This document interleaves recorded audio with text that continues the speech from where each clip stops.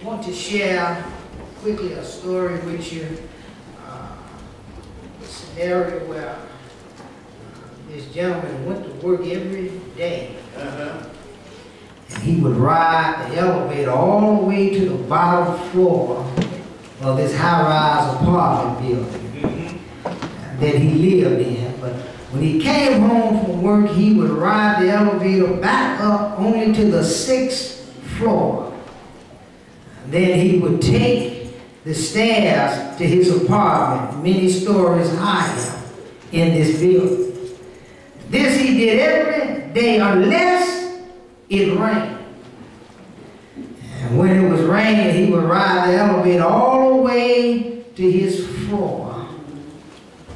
Can anybody tell me why?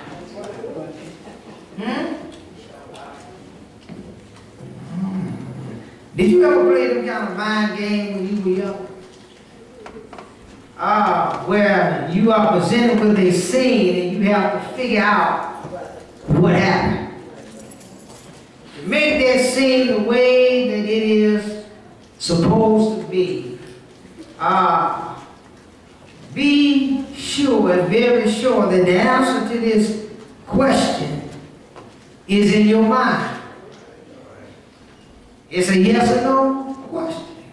Just so that you won't be trying to figure it out while I'm standing here preaching, I'm going to give you the answer. Is that fair? All right. The reason this gentleman would only go to the 6th floor, only to return home from work, is because the highest button he couldn't reach it because he was short in stature. Well, but you said he would always go to his regular floor when it rained. And the reason he could go to his floor when it rained because the days that it rained, he had his umbrella. He would reach up and touch the top button. Are you listening to me? Yes, my brothers and my sisters. Let's try one more scene here this morning. On Friday night, a man dies. He's buried on that same night. But on Sunday morning, some friends of his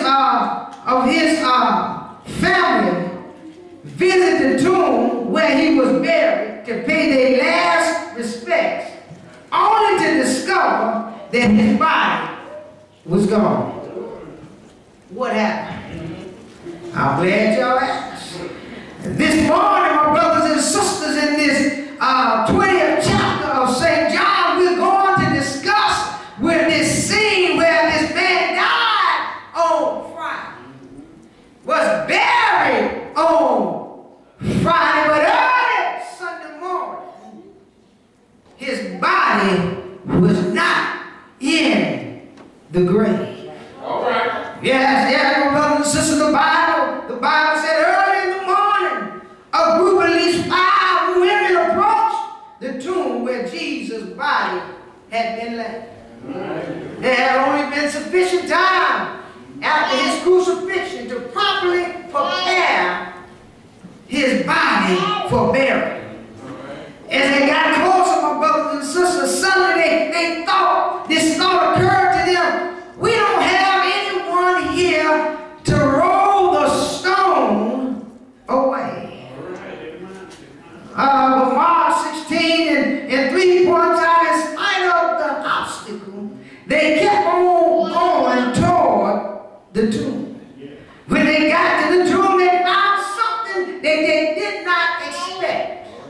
They found the soldiers that guarded the tomb was lying on the ground, and the stone had been rolled away. Are you listening to me? Yeah, my brothers and sisters, but more amazingly than that, they found the stone rolled away from the entrance of the tomb, and an angel rolled it. So they walked past the guards and entered the tomb where Jesus' body had been placed. When they got inside, they found the body gone. Now I know y'all thinking in the back of your head, what could have happened to this dead body this morning? I'm glad y'all asked. Yes, where Jesus' body had been placed. They got there and found the body gone. Suddenly, two angels had appeared and proclaimed to them, Jesus has risen. And that's what I want to tell you today, my brothers and sisters, friends of mine, that this is Resurrection Sunday. And I got some good news to share with you today. Jesus has risen. Yes, the angel told them to go and tell his disciples. So that is exactly what they did. When they got there, they caught their breath for a moment, and then they began to excitedly tell the disciples what they had seen and heard. But the men didn't believe them. It sounded like a bunch of gibberish to these disciples. Yes, my brothers and sisters, Luke 24:11 was our God that seemed to be dead. And the storm rolled away, men in bright clothing. Jesus is alive. None of this made sense to the disciples. But yet here among the disciples that walked with Christ. Here the disciples, they shared with Christ. He taught them. He spent time with them. They broke bread together. But yet here the women was telling the disciples that Jesus had risen. But yet it sounded foreign to them. But the message was intriguing enough to provoke two of Jesus' disciples, John and Peter. They hurried on their way to the tomb to see for themselves. So John and Peter and Mary Magdalene hurried off toward the tomb. Can't you see them as they made their way to Joseph's borrowed tomb? Yes, my brothers and my sisters, out of this mysterious occurrence that had happened that day, there was an empty tomb. No one doubted the part of the women's story. But what they needed to decide for themselves was, why was it empty? And what it all meant. That's the same thing that you must decide here on this Resurrection Sunday. We all agree that there is an empty tomb. You wouldn't be here today if you didn't believe in an empty tomb. But the question is, how are you going to respond to that empty tomb here this morning? How is it that this empty tomb can affect your life? There's three different people that came to the tomb. And each one of them had three different responses. The first response I want to take a look at today is John, the believer. Look at your neighbor and tell him, John, the believer. The first to arrive at the tomb was John. Yes, my brothers and sisters, verse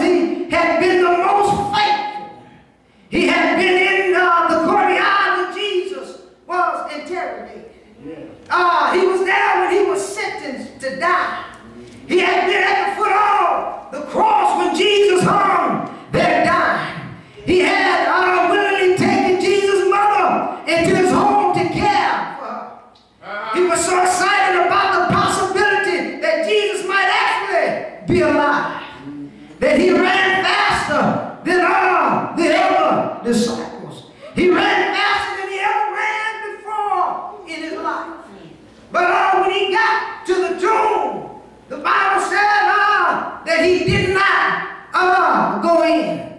He looked inside and saw what Mary had said was there. But he stayed outside of the tomb. Maybe he stayed outside because he had to catch his breath. You know how it is, Brother Paulo, when you've been running, you get out of breath. Yeah, my brothers and my sisters, maybe he stayed outside because he could have been afraid like some of us. Yes, because if you came to a dark room, you're not just going to run in, you're going to peep in before you enter into that dark room. Where Mary was wrong. And Jesus' body had been moved to another part of the grave. He didn't want to see Jesus all mangled from the torture of the beating on the cross.